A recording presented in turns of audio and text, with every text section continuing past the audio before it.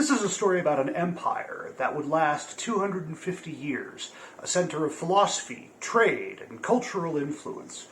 An empire that governed vast natural resources, hundreds of thousands, if not millions of people, and would exude its influence upon other countries on the world stage around it. An empire that was in its final days, wherein in a few short generations it would wind up dwindling to be surpassed and engulfed by forces that it could barely comprehend. Drowning under its own weight in incompetent bureaucrats, weak leaders, and waning influence on the world stage, it would ultimately collapse and be buried under the dusts of history. What we're talking about today is Ming China.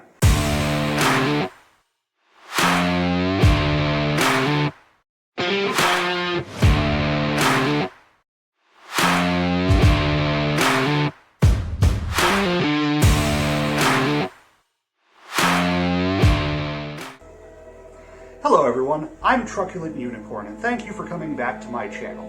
Today we're going to be discussing Ming China and springboarding off of our previous video on Toyotomi Hideyoshi and the unification of Japan, why Ming China was such a tempting target to Toyotomi Hideyoshi in particular, but also the other daimyo before him such as Oda Nobunaga and other large-scale people on the world stage.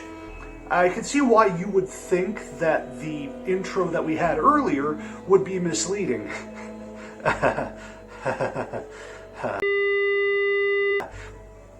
But seriously, one of the things that attracted me to this particular subject is that here in the Western world, it is a bit of history that is often overlooked by amateur historians and is also overshadowed quite a bit by what's going on in Western Europe, which is understandable. This is the time of the Spanish Armada that we're talking about in the late 1500s. Henry VIII has been passed, Elizabeth I is here, Shakespeare is starting to become a thing. This is before the English revolutions, and all sorts of other stuff going on in Spain, Turkey, the Ottomans, the Eastern and Western churches, all sorts of other stuff going on, which is great. But I wanted to do my part to talk about this a little bit because there's a lot of things that I find that often are relevant to history and world events today that you might see in this video. So we're going to dig right into that. But first, a word from a sponsor. This is Truculent Unicorn again, standing 10 feet to the left of where I was in my previous video. I am here to take off this ridiculous shirt so you can see this very serious shirt for this very serious ad. Do you have muscles? Do you use them? Do they occasionally get sore afterward? Then what you need is Zaka Life Go Balm. This stuff is made 100% in the US from all natural ingredients, and take it from me, this is the best thing from aches, pains, and what have you. I'm 40 years old, I work out, I do martial arts, and I have a vast collection of aches, pains, bumps, bruises, and just general soreness. And Zaka Life Go Balm is my go-to for anything that aches on my body. And I recommend using it, and they have partnered with me to bring this message to you, the fine people of the internet. Using the code TRUCK5 at discount, not only will you get 5% off of your order, you will also get free shipping on any of their products. Use Zaka Life Go Balm and make your life better today. Life is too short, and you should really treat yourself so that way you don't hurt afterward. Once again, that is code TRUCK5. I will have a link in the description of the main video below. Please share them and use them. They are a great American company with a great American product, and I am excited to bring it to you because I'm excited to use it myself. And now, back to me, 10 feet over there, with the main reason you clicked on this video. To take a look at Ming China and why they were such a tempting target for the Japanese and other folks out there, we have to look at the beginning of the Ming Dynasty and how and why it was founded, because the seeds for its destruction would be sowed in its creation. In the mid-1300s in China, the Yuan Dynasty, which was led by Mongolians, would ultimately begin to collapse. And due to their powerlessness, several native Chinese uprisings would begin to take root. One of these was led by a man who would eventually become the first Ming emperor, and he would take the name Hong Wu. And this would be the start of the Ming dynasty. The name Ming actually, if I remember right on my translations, means bright, and he was hoping that this would be a resurgence in native Chinese culture, philosophy, and what have you after driving the Mongolians out. To do this, he had a few precepts in mind. First and foremost, he would really focus the government on being exceedingly frugal. He would reduce the salary that you would get if you were a government bureaucrat to essentially nothing. Even beyond the government bureaucracy, his focus was on self-sufficiency. For example, in the Ming Chinese military, his basic idea and conception of the army, the standing army, as it would be that each individual army unit, from battalion on down, would be its own self-sufficient agricultural model. So each soldier's unit, the officers in charge of all this, would also be expected to, in addition to running army drills, would also be expected to have their men undergo agriculture and farming. Now, some of you might see where this is going, but we'll come back to that in a minute. The other thing that really kind of set the Ming Chinese apart was that they focused on, as a main philosophy, this idea of Neo-Confucianism. Confucius was the philosopher from about 500 BC who came up with the phrases like, "Man who wishes to date nurse must first be patient. Man who runs behind bus soon get exhausted. Man who backs into pantry soon has ass in jam. Man who puts cream in tart, not necessarily baker. Man who stands on toilet is high on pot." Now, in actuality, what Confucius really espoused were ideas of sincerity, frugality, and honesty. Generally things that everybody can agree is a good thing, stuff that we can all get behind. And these ideas would be refined in the 1100 AD or so into Neo-Confucianism. And where the Ming Chinese really took this idea and ran with it is they figured you wanted, okay, if we want somebody in the government, they have to be literate, they have to be smart, they have to be wise, they have to be just and frugal. Oh, hey, there's this whole philosophy about Neo-Confucianism. If you can test on how well you know Neo-Confucianism, then you'll be a successful government employee, and all good things will flow from this. In a modern day perception, imagine, if you would, that everyone in government, civil engineering, military service, or what have you, their appointment would be based not on their own personal merit or suitability for the job, but on how well they took a test on the works of Aristotle, or the Bible, or Tolkien, or Star Wars lore, anything along those lines. It wasn't a bad idea. You could see where they were going with this.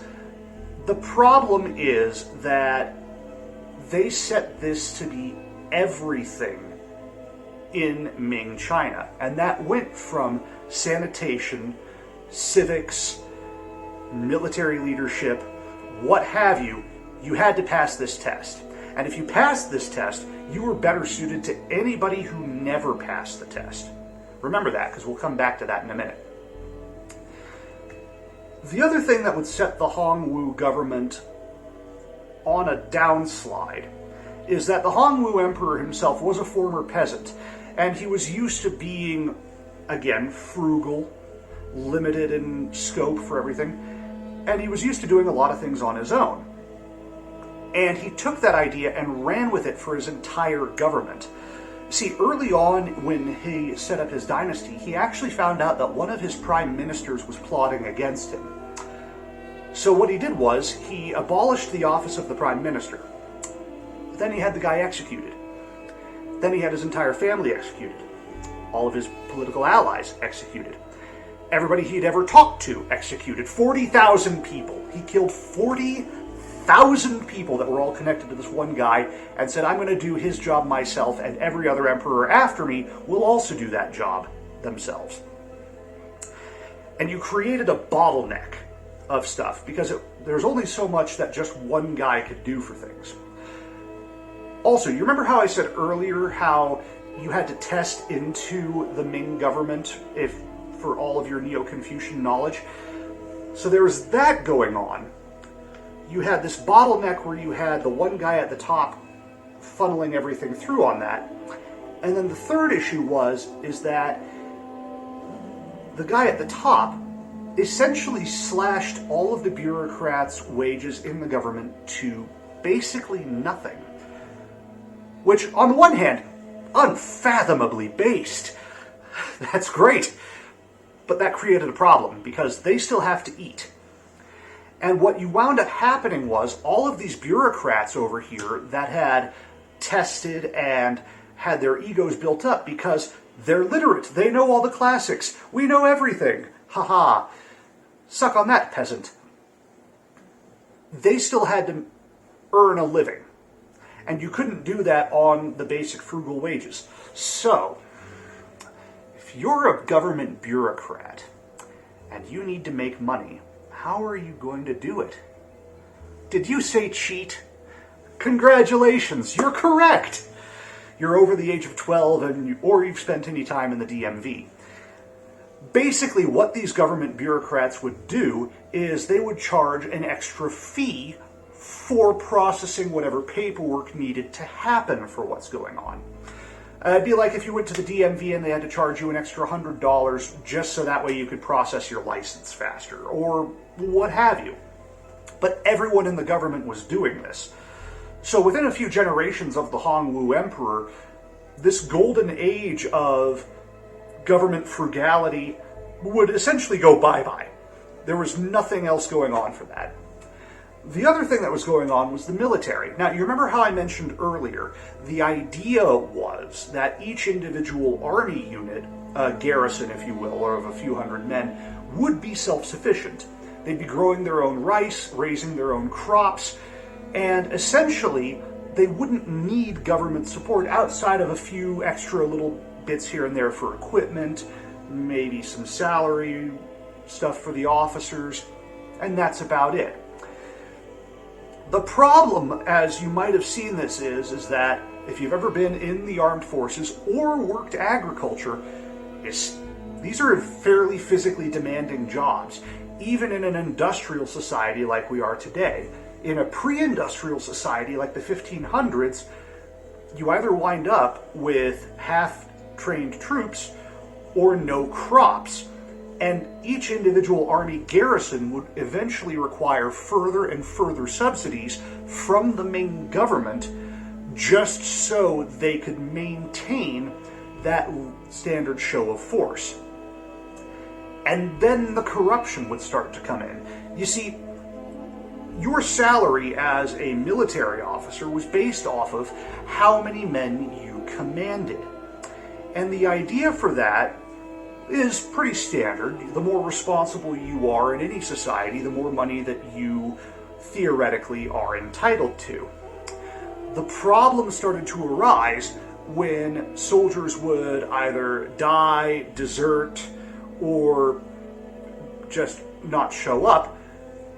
Then these officers, who by the way were looked down upon by the bureaucrats for everything and were thus not really disposed to do anything else because they had no say in what you could do in the long term for military strategic goals, because some idiot paper pusher could come in and say, "No, you're wrong, I know better than you, go march off that cliff."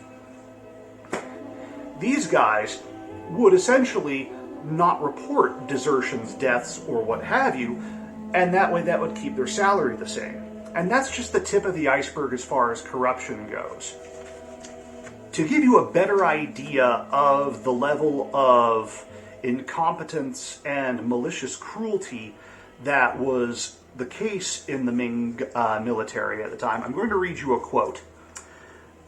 "They practiced extortion and robbery in broad daylight. Should anyone resist, then out comes the sword and that person's head.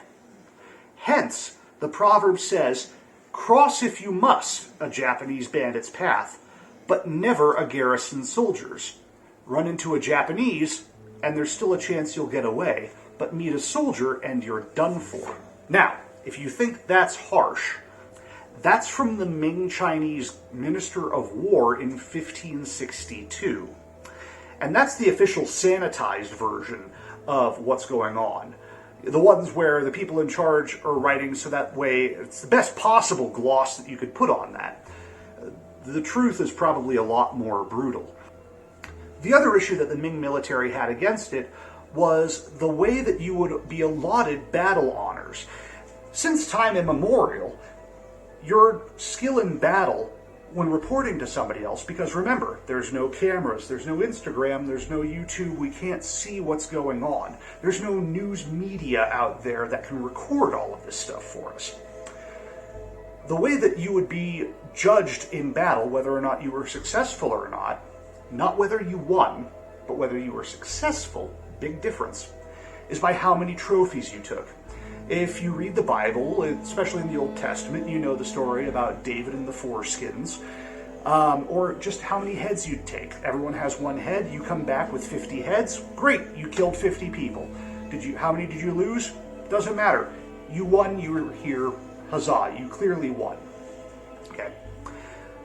The way that the Ming Chinese military would get around this, though, is that, say for example, you're in charge of 50 soldiers, and you hear of a town nearby that has 200 people in it that's being attacked by 40 bandits. So you take your 50 soldiers, you go and you kill all 40 bandits and lose 10 of your own guys. Great, mission accomplished. Except, to get first class battle merits in Ming China, you had to kill 160, or come back with 160 heads. You are 110 heads short. Oh, hey, there's a convenient village over there with 200 people in it. Let's go take their heads. And there's accounts of how these guys would even take women's heads, non-combatants, and beat them with a shoe and boil them so that they would look like male features. Yes, by the way, that is a war crime. However, you cannot violate the Geneva Convention if you're several hundred years before the Geneva Convention happened. So there you are. Ultimately, for the Ming Chinese military, on paper it would consist of several 100,000 well-trained, battle-hardened, and motivated troops. In reality, the truth of the matter is that whatever actual regular soldiers there were either those two illiterate, stupid, or unable to move away from a garrison and keep from getting press-ganged into a military unit, or they'd be paid mercenaries, either former soldiers themselves or former bandits. And this would take an increasingly higher toll on Ming Chinese revenue and taxes. Now, there is a way you can get around all of these government outlays, and that's through trade. The Ming Chinese, at the very beginning of their dynasty, would send vast treasure expeditions as far west as the coast of Africa, and depending on who you read, even to the west coast of the United States at that time. And these were essentially large-scale trading missions. You'd send out whatever you had, silk, brocade, spices, what have you, and you trade them with the locals and bring back things like gold, silver, and all of these could be used to pay for troops, mercenaries, and what have you. By the 1500s, though, these trade missions were seriously frowned down upon. Remember, a good Neo-Confucian does not seek fame, glory, or riches. All of these things which would happen through trade expeditions. Any shipbuilding, especially long-range ocean-going ship travel, would essentially be deliberately forgotten by the mid-1500s. And then you wound up with this stagnation of ideas coming into Ming China. All was not lost, however. If the Ming Chinese would wind up with an emperor that was just, frugal, well-versed in the Confucian classics, and willing to expand the Chinese government into a new golden age of enlightenment and prosperity, things might be different. Unfortunately for the Ming Chinese, what they got was the Wanli Emperor, who would be Emperor of China during the Imjin War and the Japanese invasion of Korea, which we will be getting to, I promise. See, the Wanli Emperor was actually crowned Emperor at the age of 10, and this isn't an age when anybody should be in charge of anything, except maybe the Xbox, if Mom sets a time limit on it. So, since you don't want to put a 10-year-old in charge of the government, the regent chosen to help the young Wanli Emperor was a man named Zhang Yuzhong, who was a real throwback to the early days of the Ming government. He was really focused on the classics and actually living up to them, and he did his very level best to make sure the young Wanli Emperor would be well grounded in that, and he was well on his way.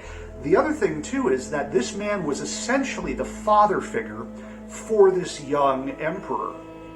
And he would continue to be the father figure for him until Zhang Yuzhong died at the age of 52, I believe. And the problem at that point is that he ruffled a lot of feathers in the Ming bureaucracy because they saw him, rightfully so, as a direct threat to their lifeblood. Because remember, their whole thing, the whole way that they make money is by bribes and corruption. And so the one guy that's got the ear of the emperor who dies, who's been saying bribes and corruption are bad, now you get to go and make sure you reassert yourself. And they did. Unfortunately, what this would lead to would be the Wanli Emperor becoming vastly disillusioned with his previous ideals. And he would basically do the 1500s equivalent of sitting around on a beanbag chair, eating Doritos and smoking left-handed cigarettes. What that basically meant, though, is that the entire governance of the Ming Chinese bureaucracy would grind to a screeching halt. There's even an anecdote about how one petitioner to the Ming court would have to wait for 3 weeks for an audience with the emperor to get something done. And by the time that he actually received the audience, he was so overcome with joy and relief that he actually lost control of his bowels and fainted dead away. This is the level of dysfunction that was happening at the government level and all the way down. So you could see why this would be a tempting target for someone on the outside who'd hear some of these rumors about things and think, maybe I could.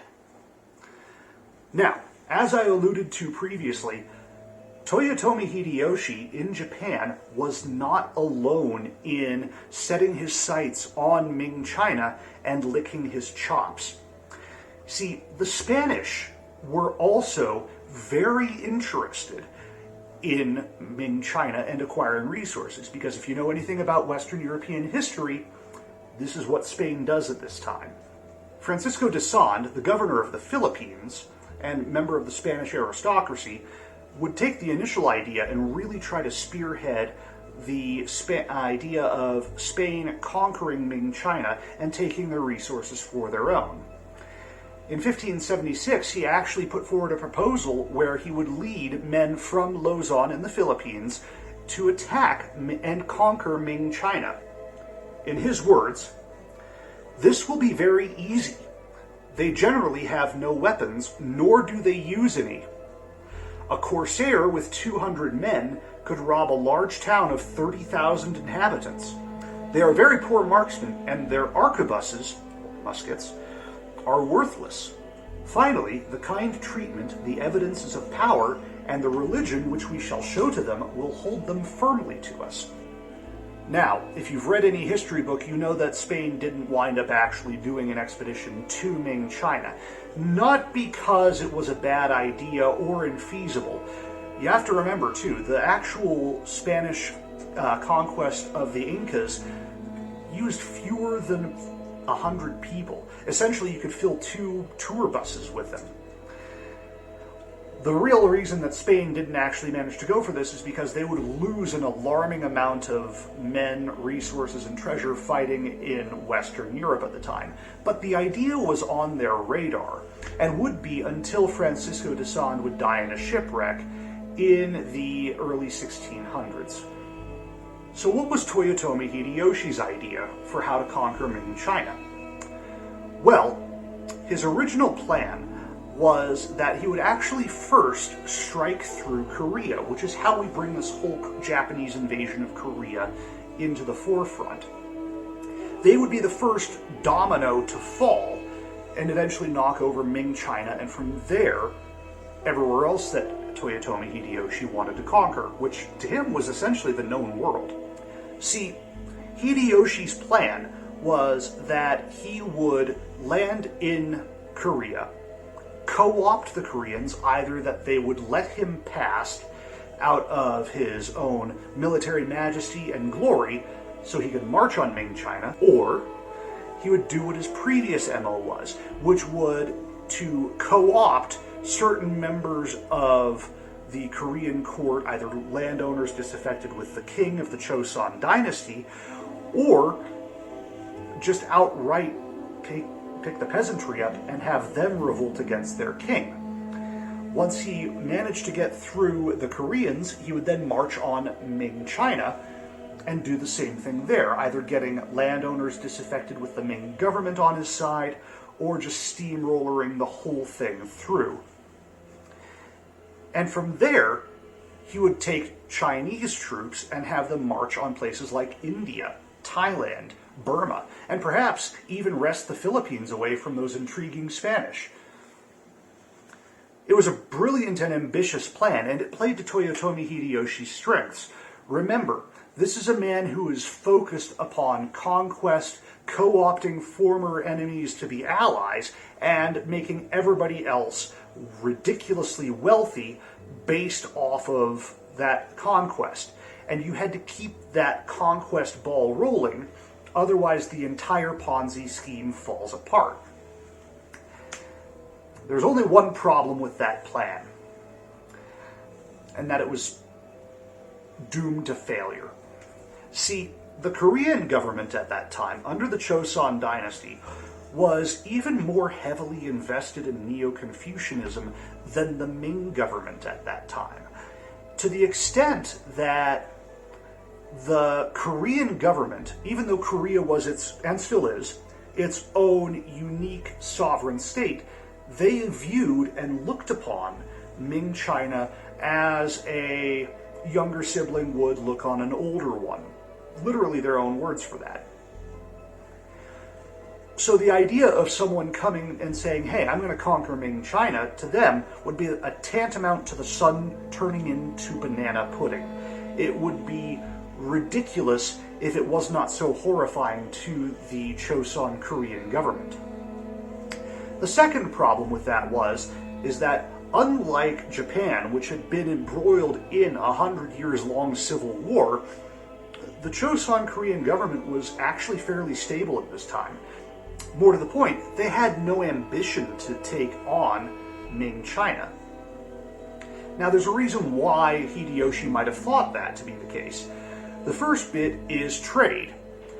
The Ming Chinese would actually demand tribute from other nations within its sphere of influence. This included Korea, Burma, Thailand, Cambodia, and all of these places in East Asia. And until the Ashikaga shogunate became essentially as useful as Punxsutawney Phil, that included Japan. So, Hideyoshi, seeing this, would think, well, we got fed up of paying tribute. They're probably fed up of paying tribute, right? Right. They weren't. That's the first problem. The second problem going for him is that Toyotomi Hideyoshi himself, while he came up from peasant upbringings and would eventually become the de facto leader of Japan, he had no officially recognized title that either the Koreans or the Ming Chinese recognized. While the Ashikaga shogunate was still a thing, and yes, they were powerless, and the Emperor of Japan was also a thing, Hideyoshi was neither of those things. And they didn't really recognize him as anything else out there. And that worked against Hideyoshi's advances. and against the Korean own interest because they didn't recognize him as a legitimate threat, at least not officially. See, building up to all of that, there would be, from about the late 1580s until the actual war began in 1592, trade missions and diplomatic missions between the Koreans and the Japanese, each trying to kind of figure out what's going on. And none of them really worked to do anything, as the war would show off, because when you fail to wage diplomacy, that's when you start waging war. On the Japanese side of things, since they were not Neo-Confucian, they didn't really impress the Koreans because they didn't have a grasp of the classics that the Koreans appreciated, or culture, or what have you. On the Korean side, they were further at odds with each other. The other problem the Korean envoys had is that they were actually split along fairly severe fractional lines, which is made all the more silly because those lines weren't actually made up of any deep-seated philosophical differences. The main two factions in the Korean government were the Western and the Eastern. And these were essentially just based off of where each of these cliques of political power in the Choson government had their residences in Seoul. It wasn't based off of any philosophical differences or ideological differences. It was literally, okay, well, our head lives here in the west of Seoul. Our head lives here in the east of Seoul. And their whole philosophy of politics was basically, if these guys say black, these guys say white. Like, does that sound familiar to anybody? To give you an idea of how out of hand this was, these are some quotes from the last mission between the Korean government and Hideyoshi's government. So the Western ambassador, Hwang Young-il, he essentially reported that, no, this guy Hideyoshi is actually probably a threat to us. We should probably take him seriously. He's been fighting constantly. The Easterners sent their own ambassador on the mission, a man named Kim Song-il.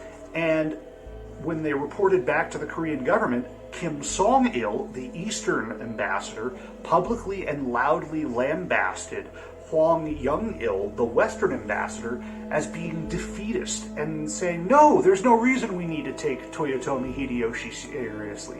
There's no way he could invade us. There's no way he could take over Ming China. You're being a fool. You're a fool and you're stupid.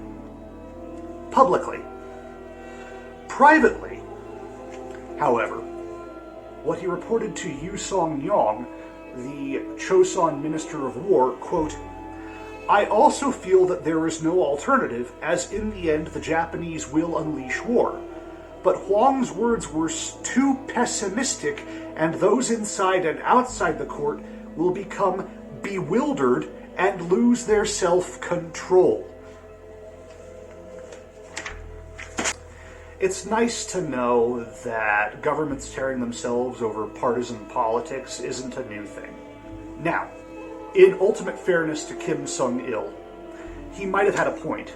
The Koreans had a lot going for them when it came to warfare with the Japanese. The first and foremost thing is that they had much better grasp of naval warfare. In the late 1500s, as is today, sailing is still dangerous. You still have to treat the ocean with a lot of respect. And the Korean Navy was made up of very strong, very durable, essentially galley battleships, Panko-song. And these were large rowed ships that not only carried significant defenses for their sailors, but also carried several heavy cannons.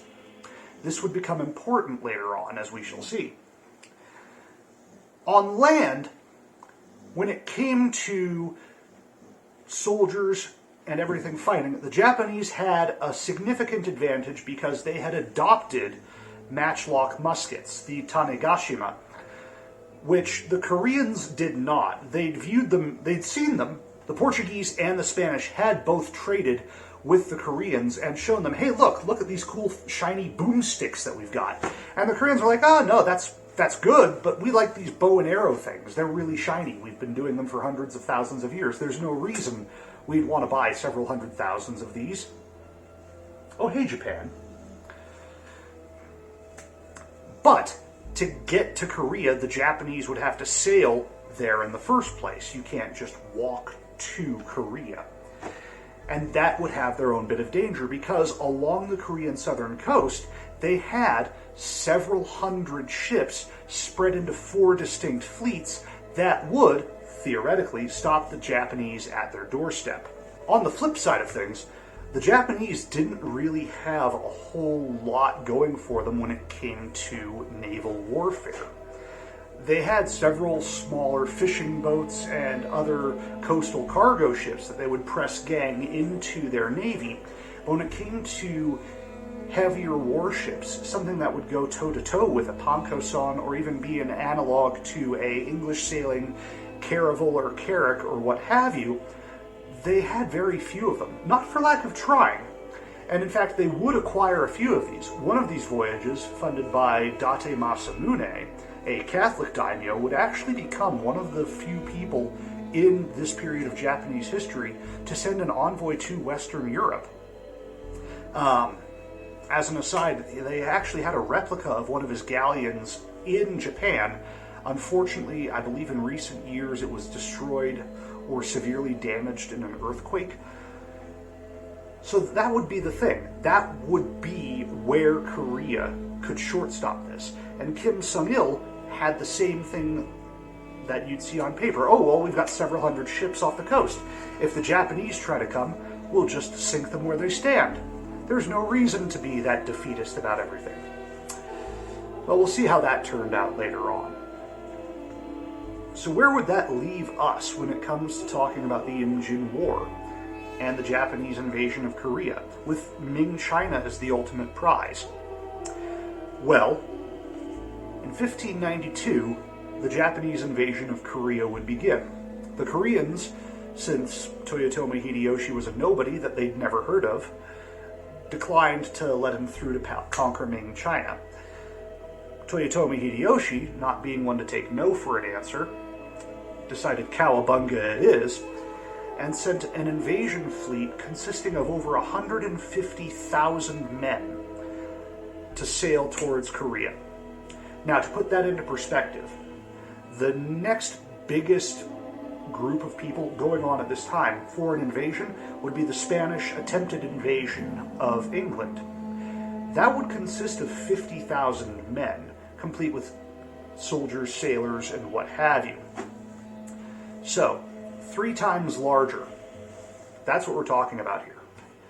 And how would it work out? That's a story for another day. But for now, thank you for watching. Thank you for listening. This is a story that, again, I find fascinating, and hopefully you found fascinating too. And if there's anything that sounds familiar about the Ming Chinese government or human nature with how people perceive threats or their role in government, well, you're not alone. And hopefully we can all grow and learn something from this and take it into the future. And this is my second video. I'm doing this mostly for fun. I find a lot of this stuff interesting. I find it fascinating. My people have been offering unsolicited opinions for generations, and it's about my time to do so as well and offer that to you guys on the internet. So for humoring my own bit of indulgence, thank you very much for watching. Please show some love to Zaka Life. They have very generously sponsored this video. Show them some love. They're a great company. They're a great product. I use them personally, and I think you should too. Anyway, thank you for watching.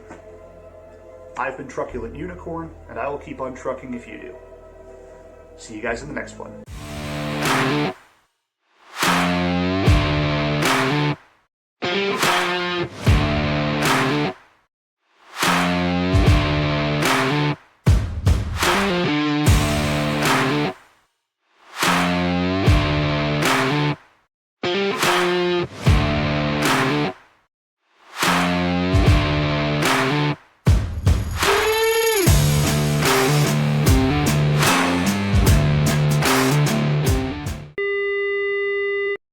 In a modern day perceptive of that.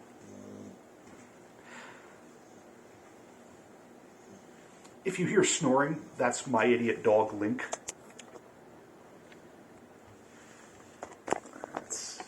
Where's that?